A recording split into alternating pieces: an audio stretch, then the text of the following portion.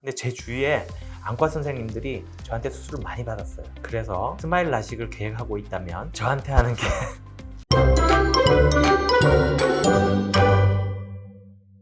안녕하세요.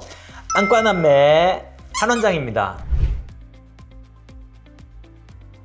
2025년 새해가 밝았네요. 올 한 해도 모두 좋은 일만 가득하시기를 바라겠습니다. 오늘은 가장 인기가 많은 수술이죠. 스마일 라식에 대해서 이야기를 해보려고 하는데요. 준비되셨나요? 시작해 보겠습니다. 시력 교정술은 근시나 난시, 원시 등과 같이 굴절 이상을 수술을 통해서 교정하는 방법을 말하는데요. 크게 레이저 시력 교정술과 렌즈 삽입술로 구분하고 있습니다. 레이저 시력 교정술에는 라섹과 라식, 스마일 등이 있는데요. 이 레이저 시력 교정술의 원리부터 설명드려 볼게요. 보통 근시가 있는 분들은 오목렌즈 안경을 이용해서 초점을 맞추게 되는데요. 이때 오목렌즈의 디옵터 파워는 -4로 표시합니다. 근데 우리 눈의 각막은 볼록한 볼록 렌즈 모양의 총 플러스 43디옵터의 파워를 가지고 있는데요. 레이저 시력 교정술은 만약 -3디옵터의 안경을 쓰고 있는 분이 있다고 가정했을 때 볼록 렌즈 모양의 각막을 레이저로 평평하게 깎아서 플러스 40디옵터로 만들어서 -3디옵터의 안경을 쓰지 않고도 초점을 맞출 수 있도록 해주는 수술인 것입니다. 레이저 시력 교정술은 각막을 깎을 때 각막의 대부분을 차지하고 있는 각막 기질 부위를 깎게 됩니다. 각막 기질은 겉에 있는 상피세포라는 것으로 덮여져 있는데요. 이러한 상피세포를 어떻게 처리하고 각막 기질을 어떻게 노출시키느냐에 따라서 라섹과 라식, 스마일 라식으로 나뉘는 것입니다. 여러분들이 안과 선생님들은 왜 수술 안 하고 안경을 다 끼시나요? 선생님도 안경을 끼고 있지 않나요? 저는 안경을 벗어도 잘 보입니다. 미세한 근시와 난시가 있는 분들은 굳이 수술을 하실 필요가 없는 거고요. 안경을 쓰다고 해서 모두가 눈이 나쁜 건 아닙니다. 근데 제 주위에 안과 선생님들이 저한테 수술을 많이 받았어요. 근데 왜 저한테 받으시는지는 말씀 안 해도 아시겠죠? 먼저 라섹부터 말씀드리겠습니다. 라섹은 각막 상피를 제거를 해요. 그래서 각막 기질을 노출시킨 다음에 레이저를 조사를 해서 각막을 깎게 됩니다. 그런 다음 시력을 교정하게 되는데요. 각막 상피를 제거를 하기 때문에 통증이 있어요. 상피가 벗겨져 있거든요.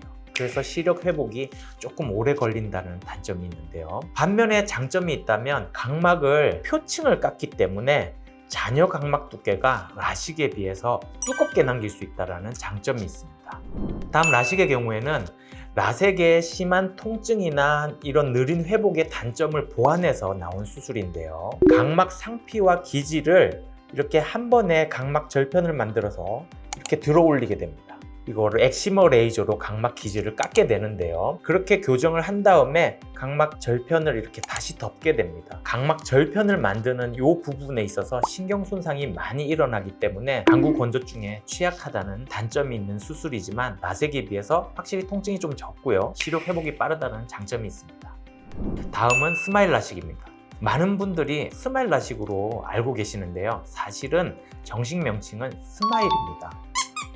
스마일 라식은 스몰 인시전 렌티큘 익스트랙션, 각막의 최소 절개를 해서 렌티큘을 만들어서 이 렌티큘을 빼낸다는 의미를 내포하고 있는데요. 레이저로 각막을 투과해서요, 교정한 만큼 각막 실질을 절제하고 약 2mm 아주 작은 절개창을 통해서 절제한 실질을 이렇게 제거해서 시력을 교정하는 방법으로 진행됩니다. 스마일 라식의 장점은 수술 받을 수 있는 대상이 조금 더 다양하다는 것인데요. 수술 시간이 매우 짧고요. 수술 후에도 통증이 없어서 수술 후 다음 날부터 바로 일상으로 복귀가 가능하다는 장점도 있어서 바쁜 직장인들이나 학생들에게도 적절한 선택지가 될 수 있습니다. 스마일 라식 단점은요, 가격이 조금 비싸다는 게 단점이에요. 다른 수술 장비에 비해서 장비 자체가 굉장히 고가입니다. 그리고 스마일 수술할 때 눈을 고정하는 기구를 사용하게 되는데요. 이 소모품 비용이 훨씬 더 높기 때문에 비용이 높게 책정되는 것입니다. 다양한 장점이 많은 수술이기 때문에요. 이런 비용이 비싼 부분도 있지만 많은 분들이 선호하고 있습니다. 근데 왜 저한테 받으시는지는 말씀 안 해도 아시겠죠? 스마일 라식은 다른 교정 수술에 비해서 부작용이 보다 적습니다. 하지만 일반적으로 나타날 수 있는 부작용에는 방구 건조증이 있습니다. 건조증은 수술 후에 몇 주, 몇 달 동안 지속될 수 있는데요.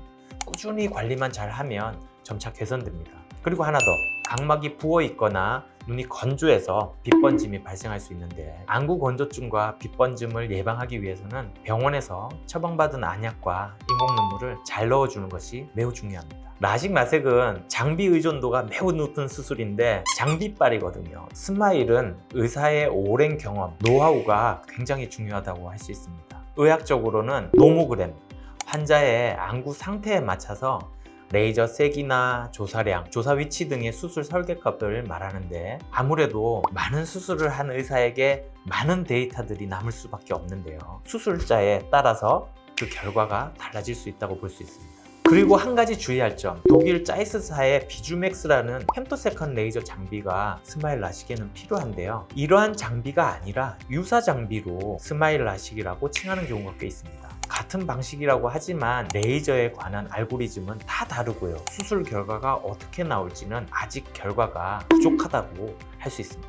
그래서 스마일 라식을 계획하고 있다면 비주맥스를 보유한 안과인지 꼭 확인해 보는 것이 필요합니다. 자, 스마일 라식에 대해서 알아보았는데요. 너무 스마일 라식의 좋은 점만 제가 많이 강조해서 말씀드린 건 아닌지, 저 이 영상 찍는데 5시간 걸렸어요. 도움이 되셨다면 좋아요와 구독 부탁드리면서 궁금한 점이 있으시다면 댓글로 편안하게 남겨주십시오. 안과남매가 성심성의껏 답변해드리도록 하겠습니다. 다음 시간에는 더 알찬 정보로 찾아뵙도록 하겠습니다. 지금까지 안과남매 한원장이었습니다.